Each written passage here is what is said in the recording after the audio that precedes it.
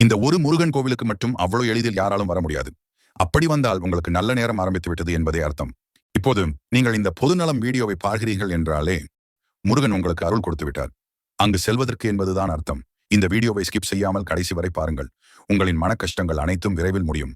ஓம் முருகா போற்றி என்று கூறி சேனலை மறக்காமல் சப்ஸ்கிரைப் அண்ட் லைக் செய்து கொள்ளுங்கள். கிட்டத்தட்ட 750 ஆண்டுகள் பழமை வாய்ந்த கோவில். காலையில் அழகு குழந்தையாகவும் மாலையில் முதியவராகவும் காட்சி கொடுக்கிற அதிசய முருகன் கோவில் இது. கொங்கு நாட்டு மக்கள் சேர நாட்டில் அவர்களின் வணிகங்களை செய்ய பொதி மாடுகளில் ஏற்றி சென்று கொண்டிருந்த போது அவர்கள் சற்று ஓய்வு எடுப்பதற்காக குருந்தமலை அடிவாரத்தில் இருந்தார்கள். அப்போது வந்த ஒரு பாலகன் இவர்களிடம் இருந்த பட்டை, கிராம்பு, ஏலக்காய் ஆகியவற்றை பார்த்து, இது என்ன என்று கேட்டிருக்கிறாராம்.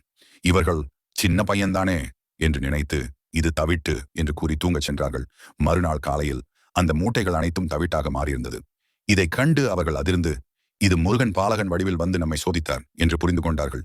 அவர்கள் குருந்தமலை முருகனை பார்த்து வேண்டினர். வேண்டிய அடுத்த கணமே அந்த தவிட்டு மூட்டைகள் மீண்டும் பட்டை, கிராம்பு ஆகியவையாக மாறின. அதனால் இந்த ஆலயத்தின் பெயர் குழந்தை வேலாயுதசாமி கோவில் என்று அழைக்கப்படுகிறது. இங்கு தவிட்டை மாற்றி திருவிளையாடல் காட்டிய முருகன் இங்கு வந்து உங்கள் குறைகளை கூறினால் உங்கள் துன்பங்களும் தவிட்டு புடியாகும் என்று கூறுகிறார்கள். இந்த கோவிலின் முழு முகவரி வேண்டும் என்றால் எங்க பொதுநலம் கமெண்டில் கேளுங்க. மறக்காமல் முருக பக்தர்களுக்கு இதை பகிருங்கள்.